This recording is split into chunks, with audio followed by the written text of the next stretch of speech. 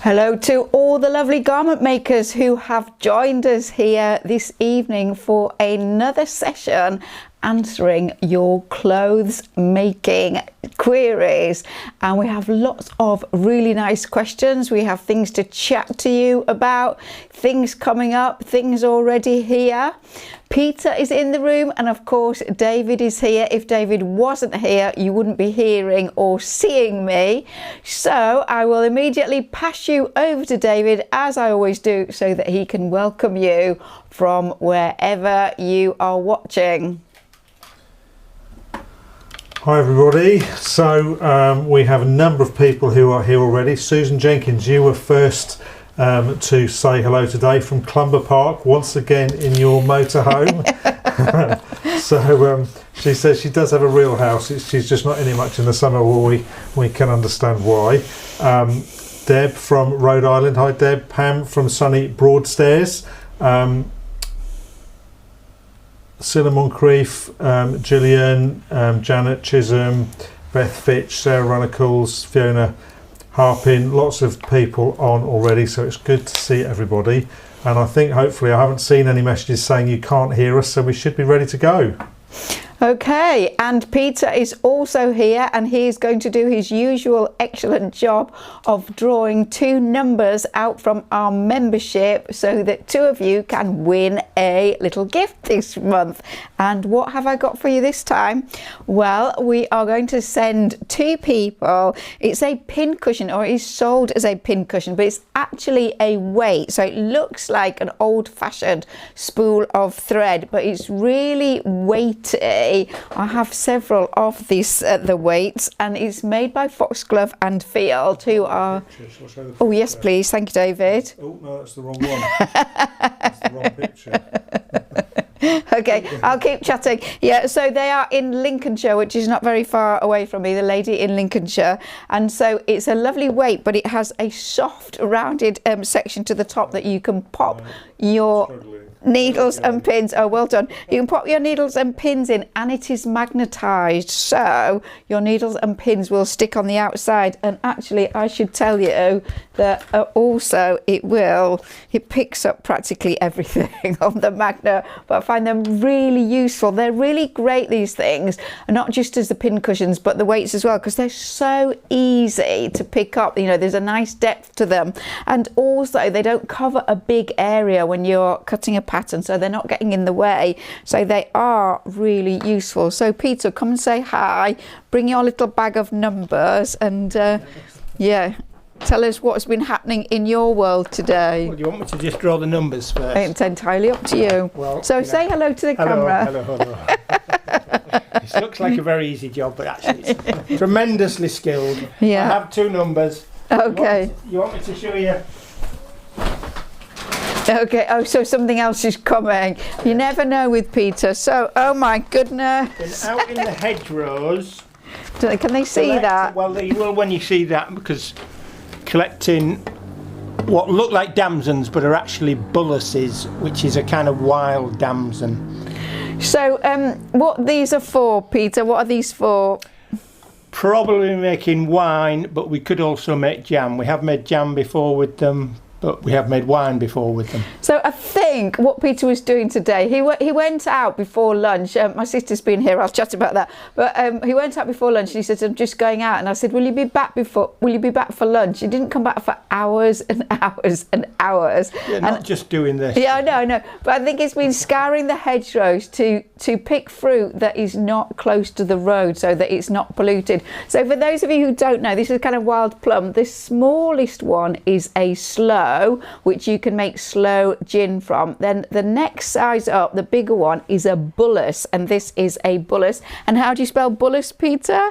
B-U-L-A-C-E. I think it's double L actually, but yeah, anyway, a bullace. And then it's damsons, they are bigger, and then plums are bigger than that. So they do look very good, but they're a bit sticky. They do, yes. Disappointingly, the wine is nowhere near as dark as you'd expect. It's actually a very pale rosé colour. And it tastes disgusting, doesn't it?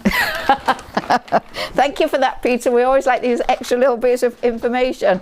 So, shall we crack on with question number one? I'm not too. You're not ready? Okay. Would you like me to keep Sorry, talking? I've still got the wrong thing going on. We've got some images for this. No, we'll crack on. So the first question is from, and I haven't got your last name, so I haven't written it down, but I think it's from Sue. And I will just pull up your the picture which goes with your question, Sue. I think it's going to be this one. Oh, there's a better one than that.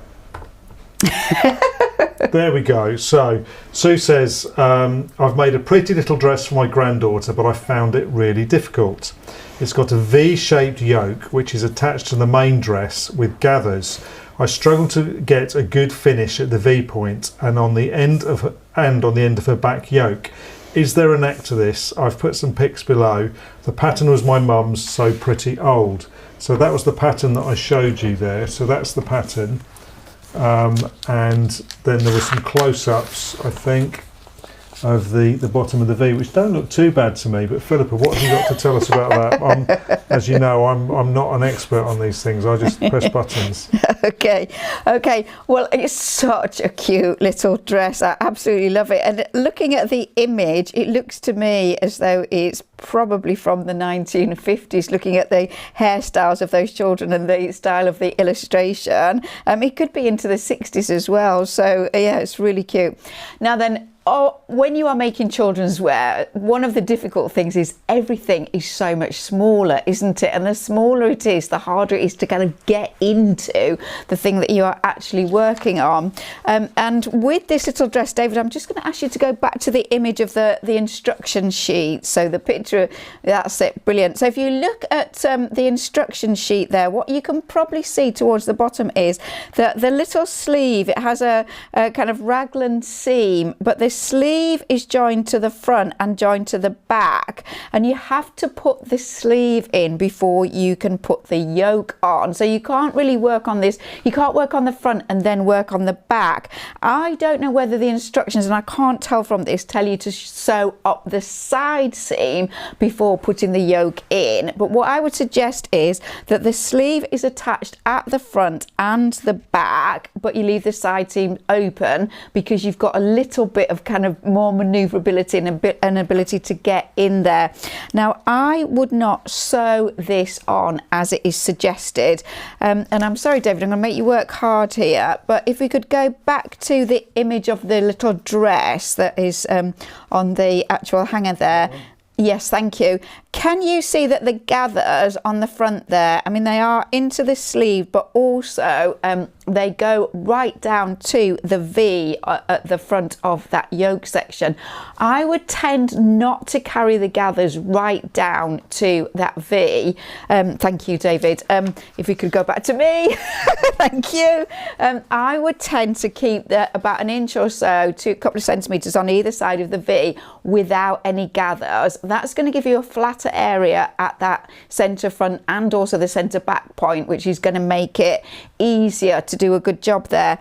Now, what I would do, it has two full yokes. So there is a full yoke on the outer side of the garment, then the yoke section is fully lined. So forget the lining bit for the moment, but what I would do is the yoke would be joined at the shoulder seam, so you would have the front and back yoke together as one, and I would press under my seam allowance on the bottom edge of the yoke, so the edge that is going to attach to the gathered part of the skirt and sleeves, and I would work from the right side and I would lay my yoke piece with the seam allowance pressed and basted under and position it on top of the front, the sleeves and the back, matching all the notches and adjusting the gathers, and then I would baste it so that it was really secure. Now, you will have, prior to doing that, when you were working on the skirt and the sleeves, you will have done gathering stitching to ease up and create the gathers in the skirt section and in the sleeves. Make sure you do at least 2 rows, and if you do 3 rows a quarter of an inch apart, you will actually have a much more stable gathered area to work with, and those stitches can come out later on. So I'd be laying my yoke, as I say, with the pressed edge on top of the sleeves and skirt sections, and I would stitch it from the top, like a top stitching, really close to the edge, as close to the edge as you can get without falling off the edge. So a line of stitching will be visible all the way around that yoke, but you will be able to sew it so much more easily. You'll be able to see where your gathers are, you'll be able to adjust everything as you go along. And then the internal lining yoke section, I would sew around the neck edge, deal with all of that, turn that through to the wrong side, and then hand stitch, turning up the seam allowance, hand stitching that in place, and that is exactly how I would approach it. So hopefully, if it is Sue that has asked that question, hopefully that makes sense not only to you but to everybody else. And what I would just say to you is, I do think that often pattern instructions are not always as easy as they might be, and you will notice in the classes I tend not to follow often the exact sequence that is given in the instruction sheet, which reminds me to just talk about today. This is really unusual because my sister lives in Spain, in Barcelona, and I cannot ever think that we have spent a day sewing together, but she is a knitwear designer and has sewn clothes over many years, but really doesn't have time to do it. And she bought some fabric in Barcelona to make a skirt from a pattern that she'd been gifted at Christmas, not by me, by somebody else. And so we spent the day, we didn't get it finished, but it was tremendously complicated in terms of the pocket and the opening, and if I'd had time I'd have totally redrafted it. But the little story that I wanted to tell you was some time ago, a little while ago, I inherited masses of buttons from my aunt, my dad's older sister, and they came for the Brits, they came in a cream cracker tin, which is a savoury biscuit, a bright orange cream cracker tin that was falling apart. Well, my aunt used to be a nurse, and so I found this online, actually I think at the dreaded Amazon, but it's a fantastic button tin. So it has this lift out tray, and then it has all these compartments inside for colour coding your buttons, and I've actually got one this way, and then I've got a red one with the white crosses on, and so that was really great. But I was digging through buttons for this skirt because it fastens at either side with buttons, and the buttons that came from my aunt, they were brilliant because they were all really carefully organised, and all the same ones. If there were several cards, they were all tied together with knitting on and stuff. Anyway, there are some buttons here from Debenhams, and they started life at 49p, so that's like 49 cents, which is not a lot of money. That was crossed out, and they were then offered at 39p. That was crossed out, and then they were offered at 26 pence, and that was crossed out, and they were finally sold to my aunt for 13 pence. So they had to work really hard to sell these buttons, and hopefully they've actually found many years later a use in the skirt that my sister is going to finish next time she's here from Barcelona. So moving on to the next question. Thank you, Philippa. I always have a little story, don't I? Of course, Philippa's buttons are all colour coded in her little box so that she can find them easily. Same way that your threads are. So the next question is from Judith Locker. And Judith says, "Hi everyone, I'm enjoying making my Chanel style jacket, and I wouldn't have attempted this without your classes, Philippa, so I'm sending a very big thank you. Because I have to sew in snatched moments and watch and re-watch sessions from the class, I've muddled myself with the silk thread. Am I right in thinking that you use kimono silk thread and a heavier 50 weight silk thread? I use the kimono on my buttonholes, and now I am pondering joining the lining and then starting the quilting lines. Can you put me straight, please?" And that's Judith Locker. So Judith, absolutely we can put you straight, and you are correct in that I used a variety of threads in the making of the Chanel jacket, which is obviously illustrated in detail in the class. I used a general purpose polyester thread, I used tacking thread, I used 100 weight kimono silk thread that Superior Threads make for things like the buttonhole, so you're really right in that. But yes, one of the things you do with the Chanel jacket is you quilt the lining to the fairly kind of loosely woven soft tweedy fabric to give structure, and the 100 weight kimono silk is not strong enough to do that. It will not stand up to all the movement in wear in that garment. So yes, I used Gutterman's silk thread, which is a much heavier duty silk thread, to sew the lining to the outer fabric. So in an ideal world, you would have the two different weights of silk thread, the finer ones for the finer work like the buttonholes, the heavier one, the heavier silk thread for joining the lining to the outer fabric. The reason that I'm choosing the silk thread for that is it's not as strong as the polyester thread, and I use silk lining. It's just a little bit softer and a little bit more forgiving and just a bit gentler on those fabrics. So good question, thank you Judith, and hopefully you're all set to carry on next time you get a chance to have a little bit of sewing time. Thank you Judith. So the next question is from Gillian, and Gillian asked a question which really needed a picture for us to understand and Philippa to be able to answer. So I asked Gillian if she could send a picture, and she's very kindly sent a picture through to illustrate, so that's really helpful. Gillian says, everything I make is too big in the chest area for the size that I need to fit my shoulders. The slightest movement forward and I can look down and see what everyone else shouldn't. I find particularly with V-necks or lower round necks that they fall forward and drag the shoulders forward, and I will put the picture up and we can see that there's some, we can see what's going on there. A round neck top results in bagging around the chest. I sometimes wonder if perhaps it is the back that is too large, allowing the front to fall forward too much, as I often make a blind dart at the back of the neck to reduce gaping. I've searched all the books and can't find anything showing how to reduce across the chest and back only to increase. Any help you can offer would be appreciated. I'd just like to say a very big thank you for all the wonderful lessons, both on the garments making and the quilting. They've been quite invaluable to me, and that's many thanks from Gilly. That's Gillian Bodley. So thank you for that, Gilly. What have you got to tell us, Philippa? So the first thing I've got to tell you is I've got a tiny little screen in front of me here so that I can see the images that David's putting up for you to see. And for some reason, everything is kind of orange and red, and David's got the most bright orange beard. Don't worry about it, David. But your beard is fluorescent orange, which is quite something. Perfect, thank you. Anyway, great glasses, Gilly, and they match your pendant perfectly, so well done on that.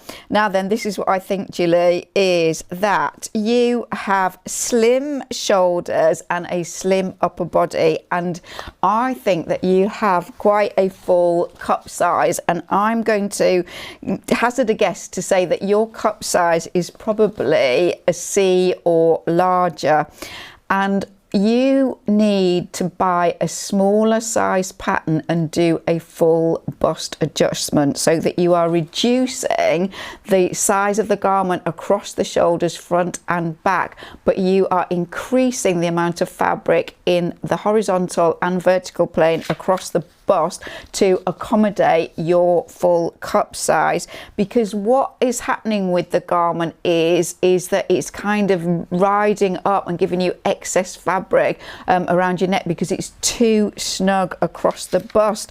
I mean, you look to me like you're wearing a wrap over dress in the photo, possibly anyway, one with a very kind of low neck and maybe a stretchy fabric, and that's accommodating the fullness of your bust. But as soon as you get to something of a different style, like the garment that you've shown us, the fabric's much more rigid and it is not sitting where it needs to sit, because you need more fabric across the full bust area and less fabric at the neck and the shoulders. So I'll be very interested if you would come back and tell us, David won't listen, what cup size you are and what size pattern you are buying or using, because I think that is the answer. And you have the full bust adjustment alteration in your library. It comes with the first class, the actual shift dress class.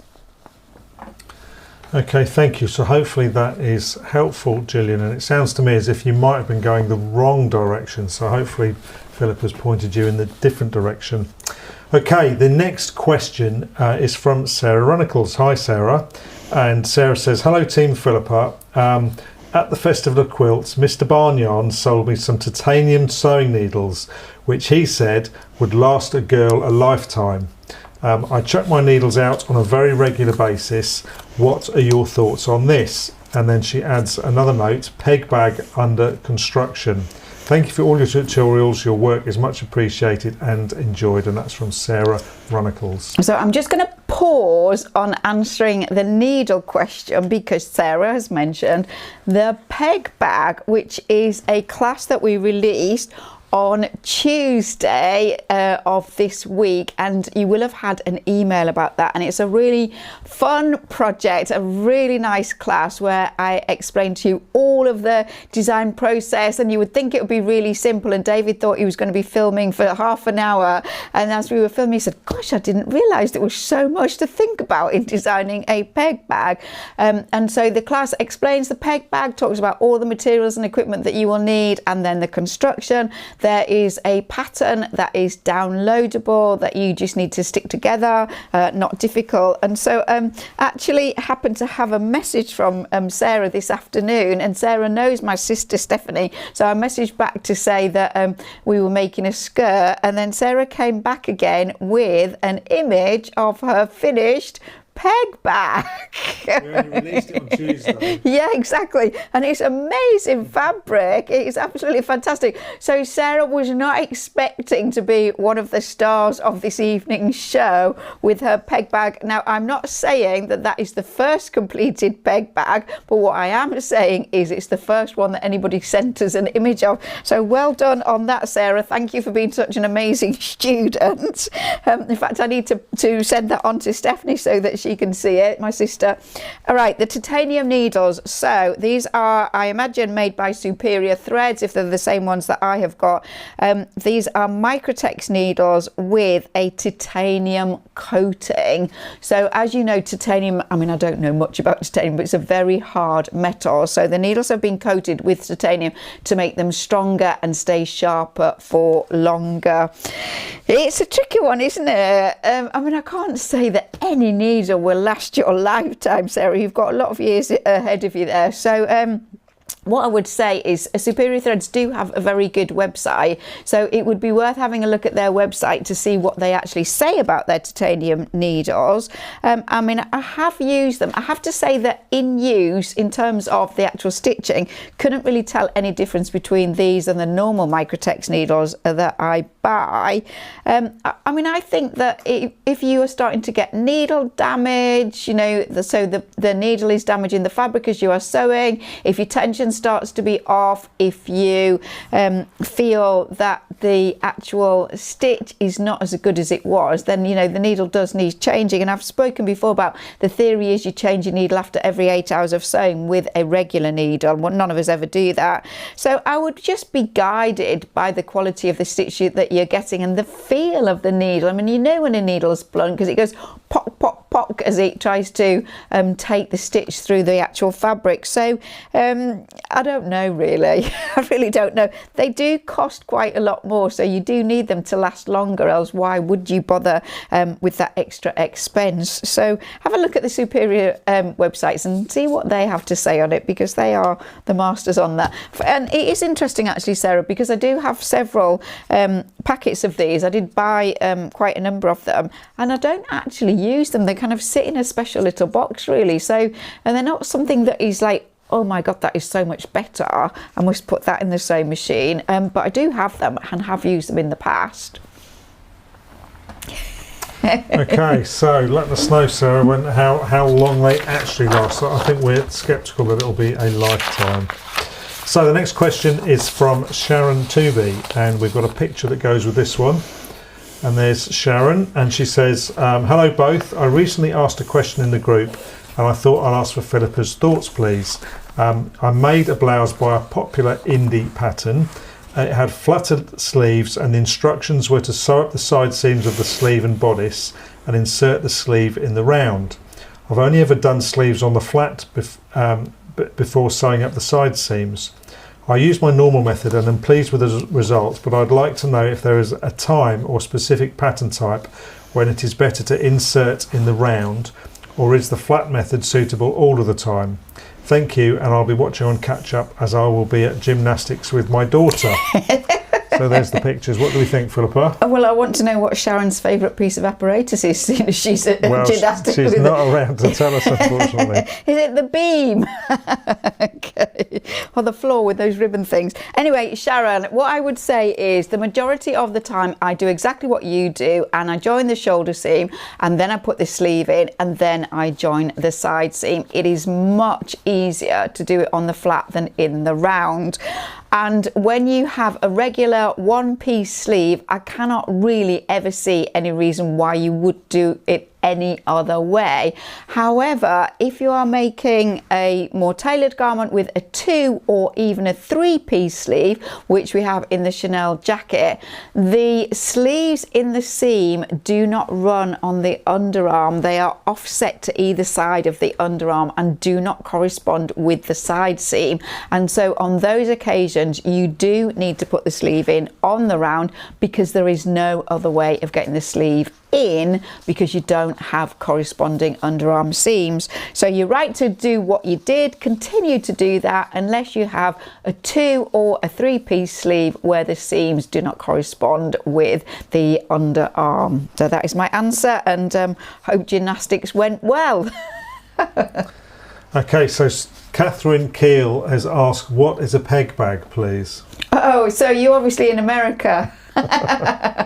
Okay, so in the UK, we still, for reasons of the environment and just nice to be outside and have air dried, outside dried laundry, we have a bag that keeps all our pegs in, and it is has a hook on the top, and you hook it onto your washing line, and then you peg out your garments to line dry naturally, thereby taking advantage of being outside, having freshly dried laundry, saving the environment, and also running the risk of birds flying over pooping on your nice clean washing. But I know in the States and in other places too, in closed communities, things like that, you're often stipulated that you're not allowed to hang your laundry outside. But anyway, that is what a peg bag is. We knew when we designed this class we would sell it to a lot more Brits than Americans, because lots of Americans don't and are not able to hang their laundry to dry outside.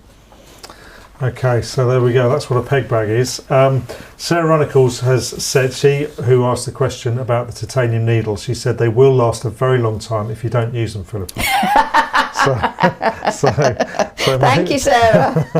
And also, if you live in the States and you make a peg bag, it'll last a very long time, because you won't use it. Okay, so, and then there was another, Sue Finnegan says, thank you so much for the tips on the baby dresses. Sue was watching, and Gillian was watching and said that she's certainly going to make that blouse again in a smaller size with the full bust adjustment. So we need to see pictures again, Gillian, see whether Philippa's advice works or not. So, and can I just say, so Gillian, it may be that the pattern that you've got, you need to go down a size to reduce the amount of fabric in the upper body and do the full bust adjustment on the size lower down, because you'll have less fabric across the top. So I'm not quite sure about that, but I'm just going to put that out there as a possibility. Yeah, she said in the comments that she was going to make it in a smaller size. Right. So okay. Sorry, I missed that. No, she's got all the information, hopefully, and hopefully you will be able to achieve the results that you're looking for. Okay, the next question is from Rebecca Griffith, and Rebecca says she has a trouser fitting question. She says, I have wide hips and a relatively narrow waist. Trousers big enough across the hips are almost always too big, sometimes a lot too big at the waist. I understand how to grade the main trouser pieces to narrow the waist appropriately, but I'm struggling with getting the waistband piece graded so that it fits against my body without a gap at the top. Do you have any suggestions? Okay, so I think this is a kind of multifaceted question really, and I'm going to try and address it as well as I can. I think it very much depends on whether you are doing a straight strip band waistband or whether you are doing a fitted shaped waistband, so that you would have a different piece of fabric for the front and back. If it's just a long strip that's sewn on like jeans, that's really easy to kind of get that to the right size, but if it is shaped, then you need more kind of work on it. So I'm just going to show you some things generally. So can you see this pink against me? Yeah, okay, so here is the centre back seam, here is the side seam, and so I'm going to cut this up and kind of not leave myself very much, but a really easy thing to do is take fabric off the side seam. And also, can I do this to take in effect what I'm cutting off here is darts, isn't it, off the centre back. That would obviously reduce the amount of fabric as you go up. You can sew darts, and you often see darts in the back of trousers, so you sometimes see just one dart, and you could make your toile up and just pin out where the dart needed to go, or you could do 2 darts, you know, and if you've got trousers with darts, you can have a look and see where they are. Another way of doing it, and this is also pertinent to a shaped waistband, is you see this with jeans, but this is something that you can do with all kinds of styles of trousers. If you create a separate back yoke, so there is my back yoke, so I'm just going to put the main trouser down. It's very easy to reduce the amount of fabric without having a sewn dart in a yoke. So what you can do is you can snip down but not slip through, and then if you overlap, and you can do that in one place, in 2 places, in more than 2 places. Could you see that, David, that I'm reducing the amount of fabric at the waist? So if you have done your alteration to your main body trouser pattern and you have reduced the amount of fabric at that top edge, then whatever you've taken out here, you need to take out of the waistband, and you're probably going to take it out in the same way, in that you are going to slash and overlap, and you're probably going to overlap more at the top of the waistband than the bottom. The bottom's got to correspond to fit this, but the top is going to keep going in, isn't it? Your body's going to keep going in. So what you don't want to do is have it kind of fitting here but going straight up. Am I making sense, David? You want to have it tapering in as well. So that is how I would go about that. If it's just a straight band waistband, then it's easy because you're just going to sew that on in a continuous strip. But do think about that, because you can kind of alter the fit as you do that. If you were to stretch the actual body of the trouser as you were sewing the waistband on, it would then maybe stand off a little bit. What about putting a little bit of easing stitching, especially at that sort of centre back area, so that the waistband is slightly tighter and the body of the garment is not so that it looks gathered, but it's eased on. If it's a woolen fabric, something like that, that's really easy to do.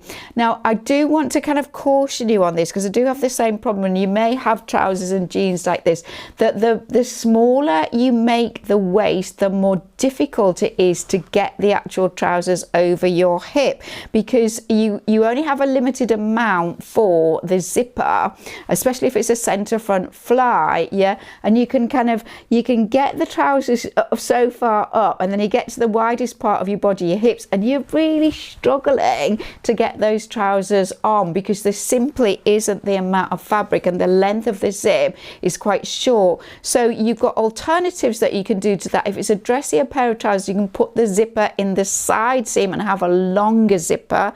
You can also put the zip in the centre back and have a slightly longer zipper, because the centre back is longer than the centre front. So think about where the zipper goes in order to make that easier, and also think about other styles styles of trousers, and I always call it a kind of a sailor's pair of trousers, where you have buttons on either side, or it could be zippers on either side. So you've got like this fold down flap at the front. That gives you a bigger stepping into area than if you just have a centre front zipper. So I think there are, as I said at the start, there are multiple things to think about with this, and hopefully that gives you some pointers, and you'll be able to work through all of those for different styles of trousers to make them work and be more successful for you. Let us know how you get on. Okay, so hopefully there's some information in there. Barbara said, I would hope so. Yeah, no, absolutely. There's a lot of information in there. Hopefully that gives you what you need. Okay, so the next question is from Joan from Pensacola in Florida, and Joan says, I have sewn since I was a child. I loved making clothes for myself, for my parents and my friends, and eventually my spouse and our children. I found fun challenges in mending jobs my brothers would give me in exchange for an 8-track player, car work or whatever, so well done you. But now I'm overwhelmed with projects that have stacked up over the decades. I haven't even finished my first toile of our shift dress class.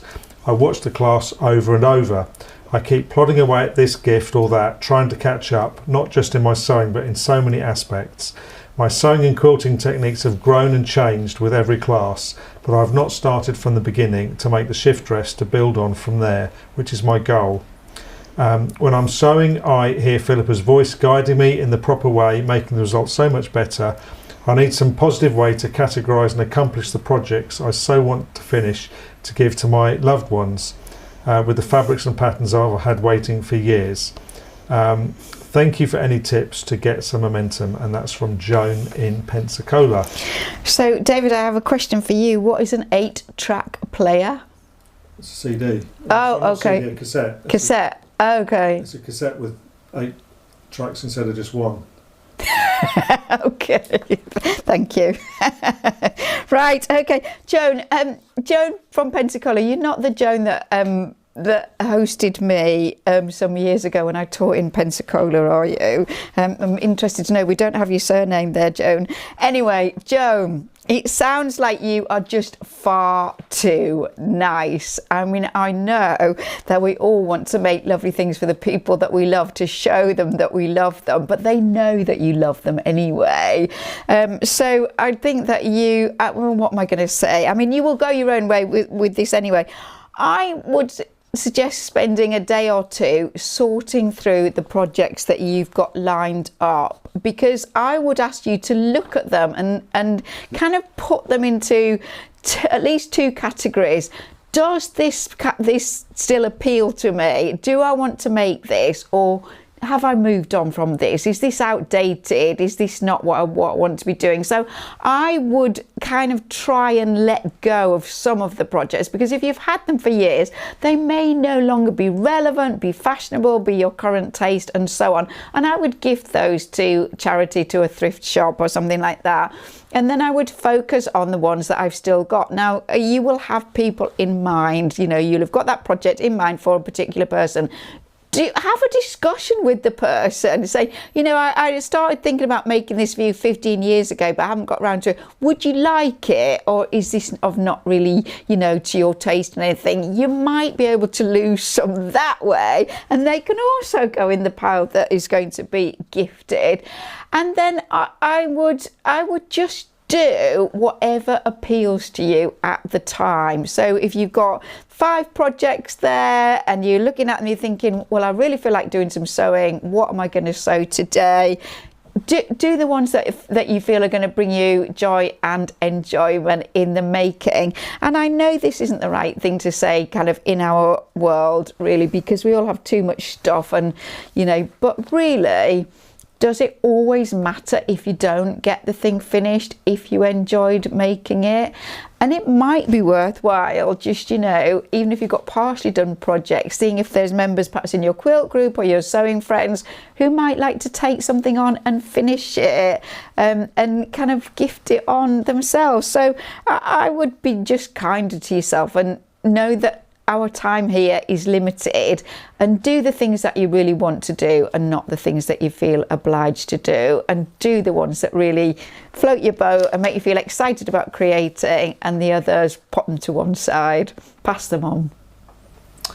Well, wise words, Philippa. Thank you for that. So the next question is from Scilla, and there's an image that goes with this one. And Scilla says, I've been saving up bits and pieces to make a warm winter coat. I have the pattern and will make view B. I have a lovely woolen fabric and lining. I also have various interfacings, but I can't remember exactly which one I was going to use. My question is, should I interface all of the front, or should I only interface the part next to the centre as in the pattern pieces? I'm a bit worried that it won't be soft enough if I put interfacing all over the front piece. One white interfacing fabric is fusible and the other is sew-in, both are cotton. I haven't washed any of the fabric yet. Do you recommend that I do that as well? Thank you, and that's from Scilla. Okay, Scilla, again, lots of elements to your question. First of all, the pattern looks fabulous, and I really like that big chunky collar, and you're going to make not the longest length, but the second to longest length, so it will be really lovely and cozy. I don't know whether that lovely boucle wool fabric that you've got there is woven or knitted, because you get that type of fabric with both sorts of construction. If it's woven, it's going to be perhaps a little bit more rigid. It'll still be soft and movable, but if it's knitted, it'll probably be more stretchy. So I do think that makes a difference in terms of the interfacing that you choose. Now, what is the point of the interfacing? That is what you are asking yourself. So in this case, is there one button on there? I can't actually tell. It looks like there's one button kind of at the bottom of the revere. So the point of the interfacing is to support the fabric around the buttonhole to make that area stronger, and to support the button so that when you are unbuttoning and buttoning it, it doesn't pull away and tear, but also to keep the front edge from waving and give it a little bit of structure.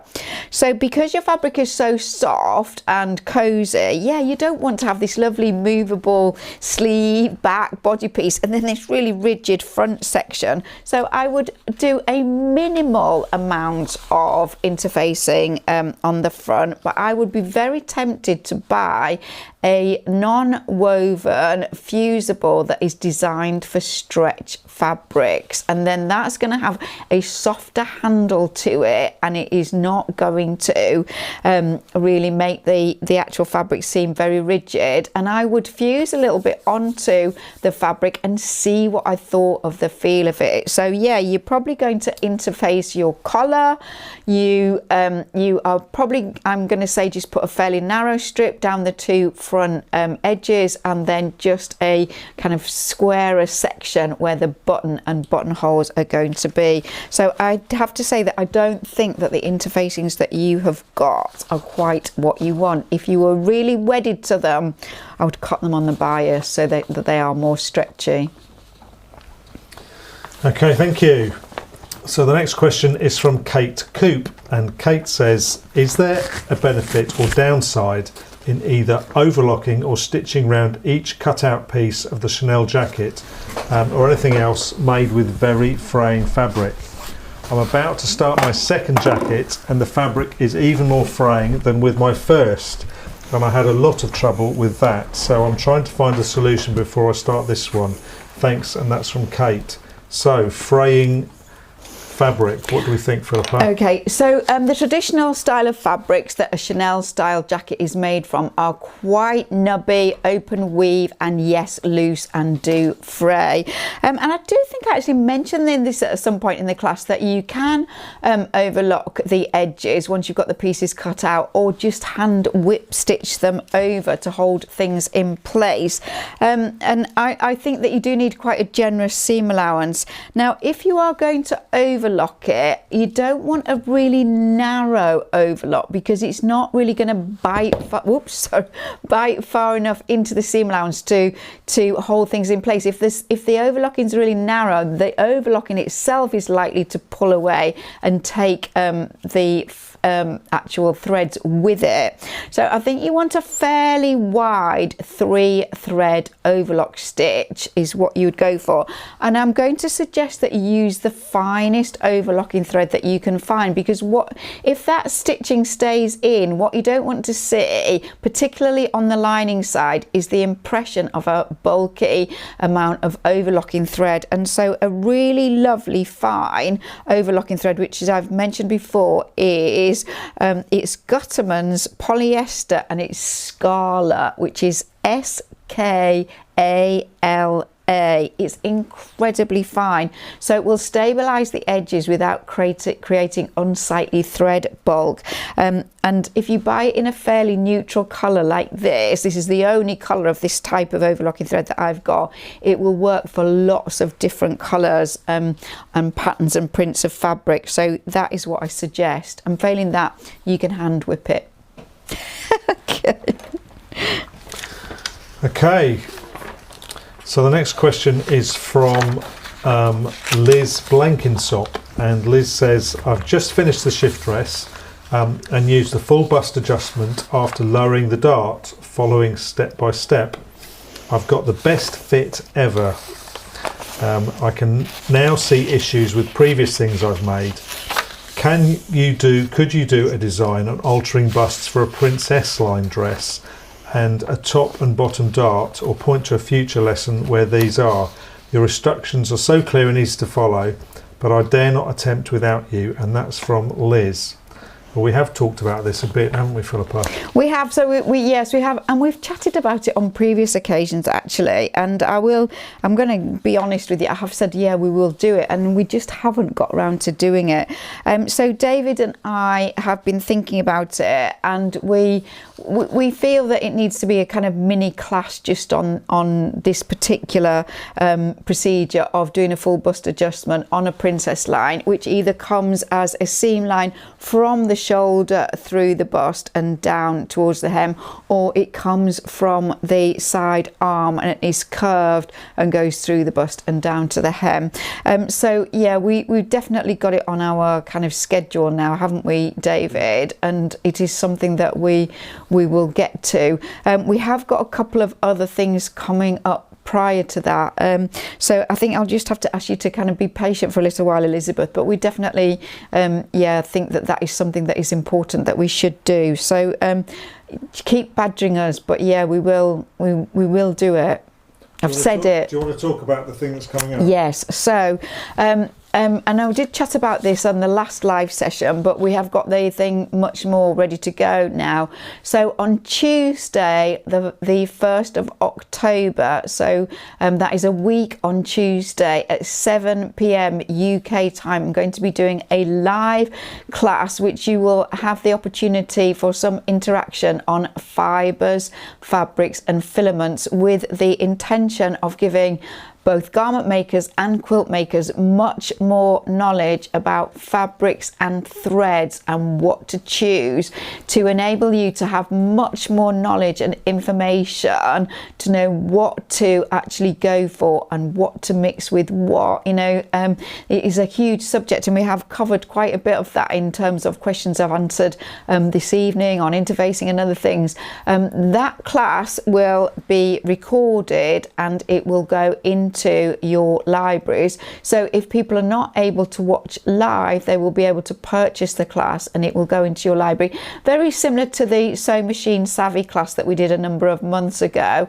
It's going to be, I would say it'll be sort of 1.5 to 2 hours, I would think. I mean, we can't say because it's a live class, but it will be crammed full of information, and it's going to cost £10 or $12. And like all our classes, it will be there for you to watch as often as you like. So I think that's going to be a really valuable class. I'm really looking forward to doing that.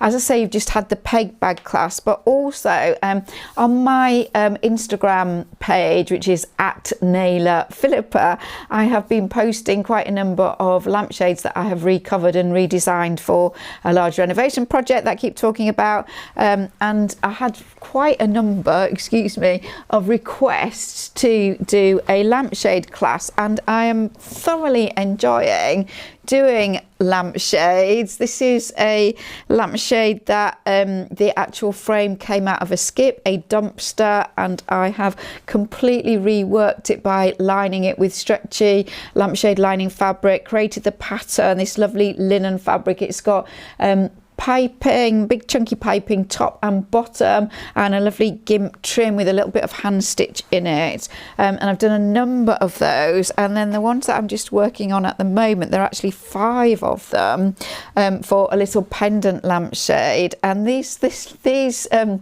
lampshade is actually from the 1940s, and these really cute little shaped shades had this very stiff kind of rayon-y fabric on it that had completely passed its sell by date. So again, I have taken that off and I have lined them, and this time it's a Liberty lawn that I have gathered and created a little frill. And because this is going to be hung high and you're going to look up, I put a little lovely contrasting trim there, actually the same in the top, which you won't see, but what the top one does is help to keep that top frill just sticking out a little bit, and then it's got a rick rack trim. I was chatting about this on Tuesday to the quilting group. I actually think that there is enough content of the different styles of lampshades to actually make 2 classes, but what I want to know from you is it worth our while filming a lampshade making class, because it obviously is a lot of work and we want to know that people are sufficiently interested.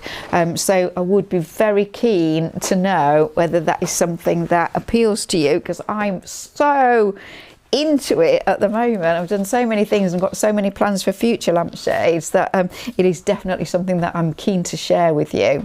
So that was all I had to say on that, David. I think we have maybe one more question, do we? Yeah. So I've got to get to the right place to push the right buttons. Okay, so the last one, it's not really a question. Last month, Sarah was asking about the little foxes on her dress collar, and she's written to say, please can you thank Philippa for the advice on last month's question. All the little foxes on my dress collar are the right way up, and she's given us a photo, and there are the photos, and that looks like an amazing job on there. Yeah, if I could just, it's Sarah Basham. I mean, Sarah, it's so professional. I mean, honestly, everything about your dress looks amazing, but your collar is just sitting perfectly. The neckline is absolutely superb, no stretching or anything. And yes, all of those little foxes, absolutely the right way up. So you must be absolutely delighted with it, because it just looks incredible. I am so proud of you. I love it when we get to see the result of the question that you asked, and you've had such great success to it. I mean, it means such a lot to me. It's so good, really. So there was a question in there as well. The question was, does Philippa have any tips on how to level the hem of a full dress or skirt? Okay, so a little bit depends on whether you have anybody able to help you or not, or whether you're doing this yourself. I mean, I see that you have a dress stand there, so you could put that on a table and you can decide at what level you want the hem to be, and then actually what works best, if you have one, is a wooden yardstick or a wooden meter ruler, or certainly a rigid ruler, and then you determine where you want the hem to be. You measure up from the floor and you pin it, and you just keep slowly turning round to do that. If you, and Sarah, you have one, but if you don't have that, or and you have a person that would help you, you can do exactly the same with you wearing the dress. I mean, with the shoes that you might wear with the dress most often, and you'll get another person to do exactly the same thing and measure up from the hem for you. We used to have, I don't have one, but at school we used to have a little tool for that, and it was a little wooden stand, and it had a little sort of a rubber cylinder that had a chalk powder in it, and you used to just puff this sort of chalk line around the the hem of the skirt. I don't know if those things still exist, but pins work just as well. Okay. Okay, thank you. We've got a couple of comments.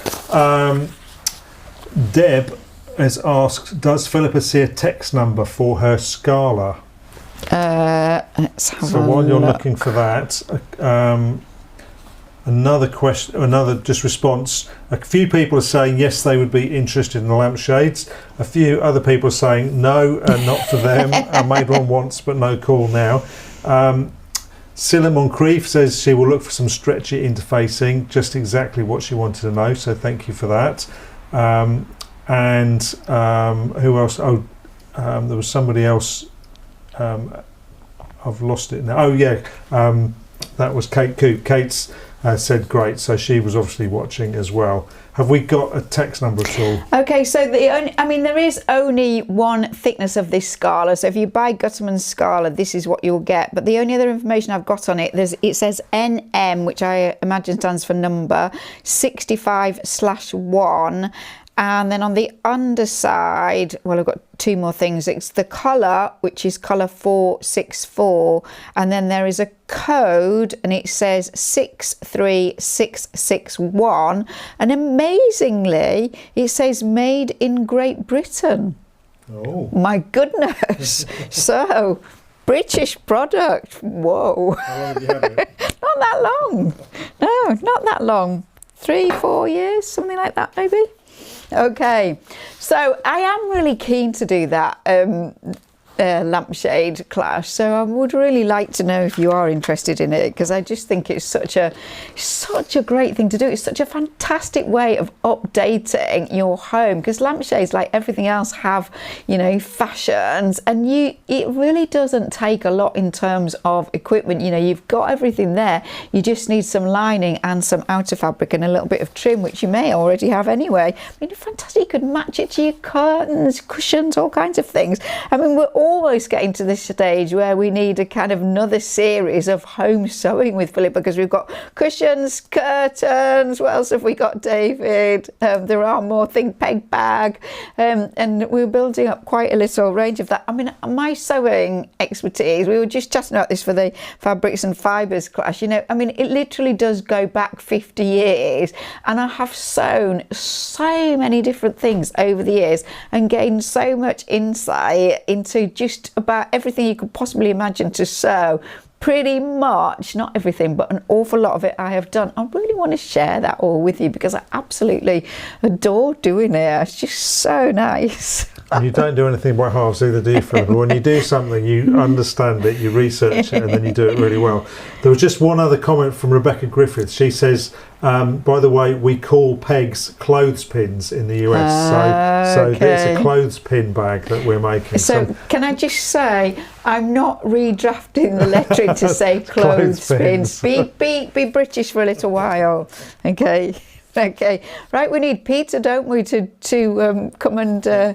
Yes. He's disappeared. He's cooking, actually. He very kindly said he would cook this evening, and he's doing a fish curry, which is going to be delicious. So I think he's really caught up with that. So I'm afraid he's not going to be here. And he's told us about his bullaces, so, you know, fair's fair.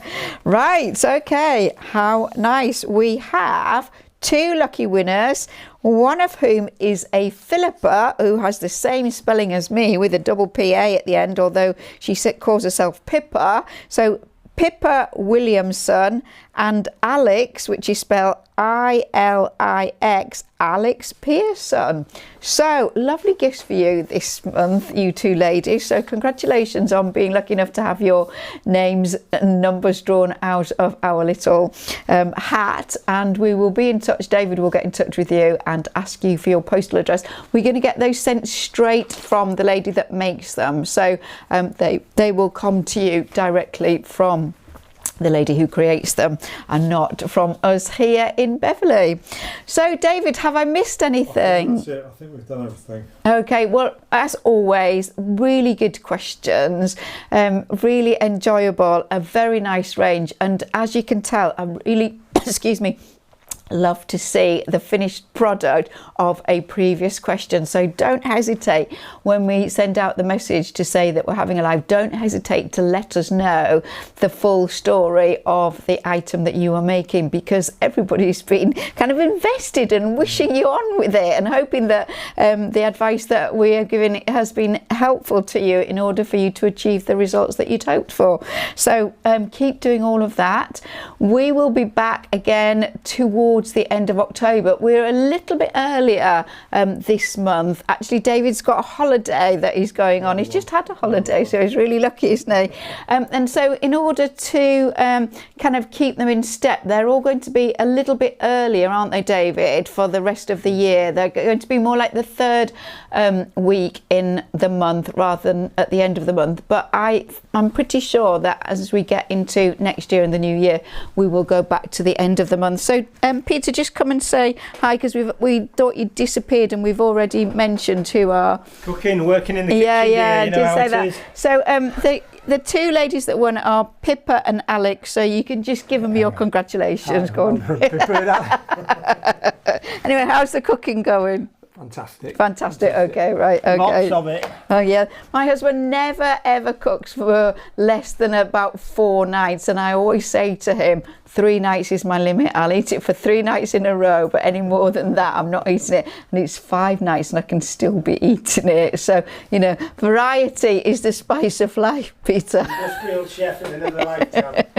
Anyway, we'll let you go. And again, thanks from all of us here. So thanks from Peter. Bye. And from David. Bye-bye. And from me. Really fun evening, and we look forward to more questions and seeing more of your finished projects at the end or towards the end of October. Bye for now.